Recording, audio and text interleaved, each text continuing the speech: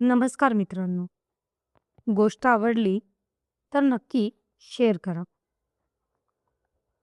आणि चॅनलवर नवीन आला असाल तर आपल्या यूट्यूब चॅनल प्रो कॅपिटल मोटिवेशनला सबस्क्राईब करायला अजिबात विसरू नका. मित्रांनो, कधी तुम्ही इच्छामरण हा शब्द ऐकला आहे का? आणि जर ऐकला असेल तर तो नक्की काय असतो? एखाद्या माणसाला स्वतःच्या इच्छेने मृत्यू मिळण्याचा अधिकार असावा का? हा प्रश्न केवळ कायद्याचा नाही, तर तो मानवतेचा, भावनांचा आणि नैतिकतेचा आहे. आज आपण अशाच एका संवेदनशील विषयाबद्दल जाणून घेणार आहोत. इच्छामरण म्हणजे काय? भारतात त्याबाबत कायदा काय सांगतो? आणि अलीकडे सर्वोच्च न्यायालयाने दिलेला एक ऐतिहासिक निर्णय, ज्यामुळे हा विषय पुन्हा चर्चेत आला आहे. इच्छामरण म्हणजे काय?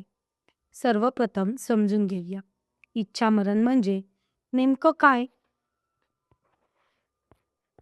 जेव्हा एखादी व्यक्ती दीर्घकाळापासून असह्य वेदनांनी किंवा गंभीर आजाराने त्रस्त असते आणि त्या आजारातून बरे होण्याची कोणतीही आशा उरलेली नसते, तेव्हा त्या व्यक्तीला किंवा त्यांच्या कुटुंबाला वेदनांपासून मुक्त करण्यासाठी जीवन संपवण्याची प्रक्रिया, यालाच इच्छामरण म्हटलं जातं. काही वेळा एखादी व्यक्ती वर्षानुवर्षे कोमामध्ये असते. काहींना असाध्य आजार असतात आणि अशा परिस्थितीत कुटुंबावर प्रचंड मानसिक आणि भावनिक ताण येतो. अशा वेळी एक प्रश्न निर्माण होतो. त्या व्यक्तीला आयुष्यभर वेदना सहन करायला लावायच्या की सन्मानाने निरोप द्यायचा? इच्छामरणाचे 2 प्रकार आहेत. इच्छामरण प्रामुख्याने 2 प्रकाराचे असते. पहिला प्रकार म्हणजे सक्रिय इच्छामरण. यामध्ये डॉक्टर रुग्णाला अशी औषधं किंवा इंजेक्शन देतात त्यामुळे त्याचा मृत्यू होतो. पण भारतात सक्रिय इच्छामरण पूर्णपणे बेकायदेशीर आहे. दुसरा प्रकार म्हणजे निष्क्रिय इच्छामरण.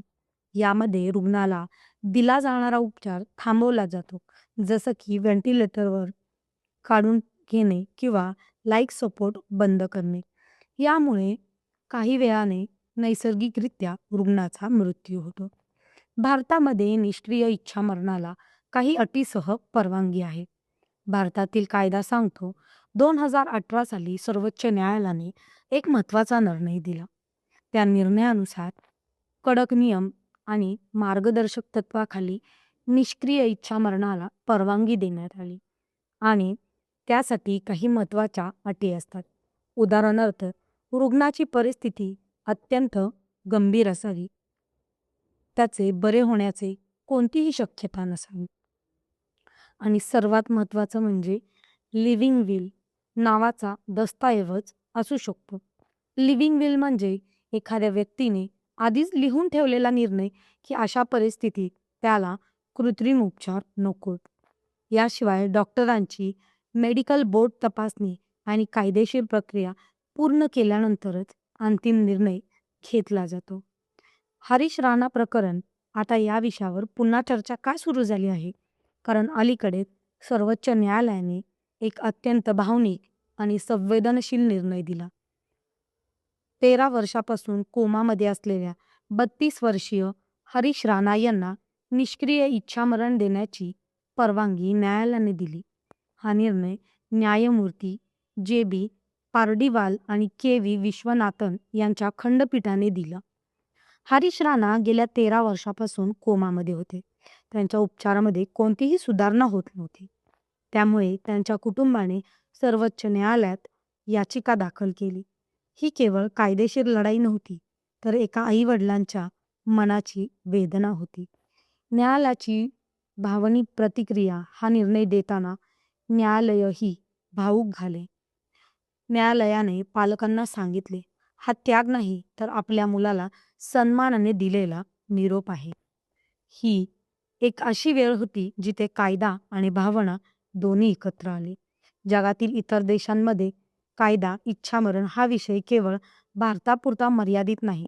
जगातील अनेक देशांमध्ये काही अटींसह इच्छामरणाला परवानगी आहे.